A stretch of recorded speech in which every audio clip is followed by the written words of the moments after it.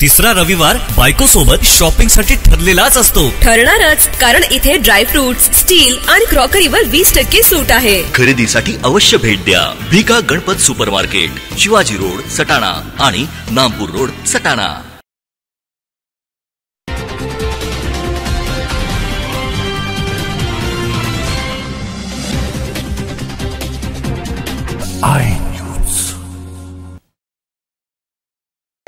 सातत्याने 3 वर्ष कुस्ती इथं घेतली जाते. सातत्य ठेवणं तसं सोपं नसतं. एकदा मला असं वाटतं की आपल्या सर्वांसाठी एवढा चांगला खेळ, पारदर्शक खेळ आणि आपल्या मातीतला खेळ, इथं ज्या ज्या सामाजिक कार्यकर्त्यांनी या खेळाचं गेले 3 वर्ष आयोजन केलं, एकदा त्यांच्या सर्वांसाठी टाळ्या वाजवून त्यांचा सत्कार हा आपण सर्वांनी करावा. इथं यावं असं गेल्या वर्षी ठरलं होतं.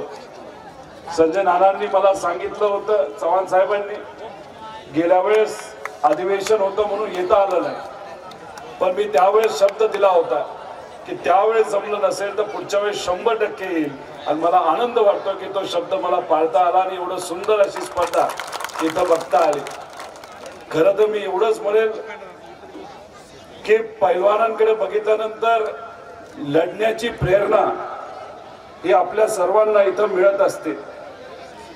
या ठिकाणी जर बघितलं तर कोणी शेतकऱ्याचा मुलगा आहे, कोणी मजुराचा मुलगा आहे, सर्वसामान्य कुटुंबातले सर्व पैलवान आहेत. त्यांचं ध्येय एवढंच असतं की एखाद्या मोठ्या स्पर्धेमध्ये मला खेळता यावं, तिथं पारितोषिक मला मिळावं, पण पैसा आणि ही गदा याच्यापेक्षा तिथं खेळणं, त्या मातीमध्ये खेळणं आणि आपली ताकद तिथं दाखवणं हे या पैलवानांना आवडत असतं.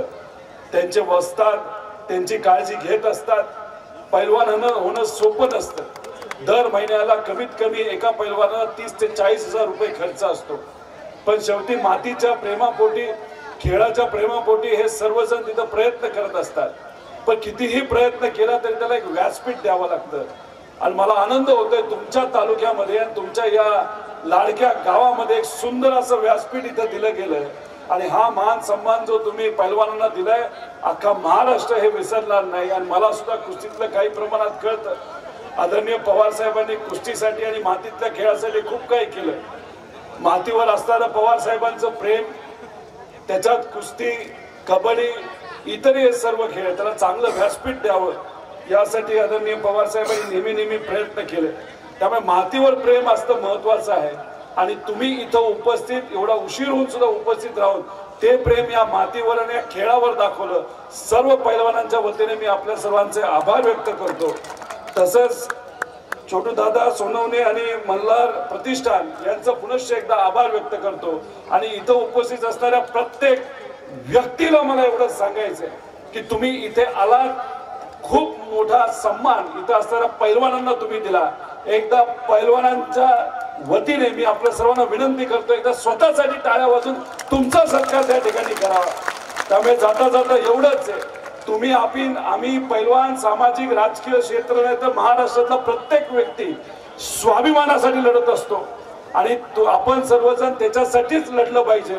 आणि आज जर बघितलं तर इथं या महाराष्ट्रामध्ये आज अख्खी जनता स्वतःच्या स्वाभिमानासाठी, महाराष्ट्रासाठी लढत आहे. एवढंच या ठिकाणी बघितलं तर माझ्यासारख्या कार्यकर्त्यांना आनंद वाटतो. इथं आलो, तुम्ही स्वागत केलं, तुम्ही आदर दिला, त्यासाठी मी मनापासून आपल्या सर्वांचे आभार व्यक्त करतो. पण थांबतो. जय हिंद, जय महाराष्ट्र.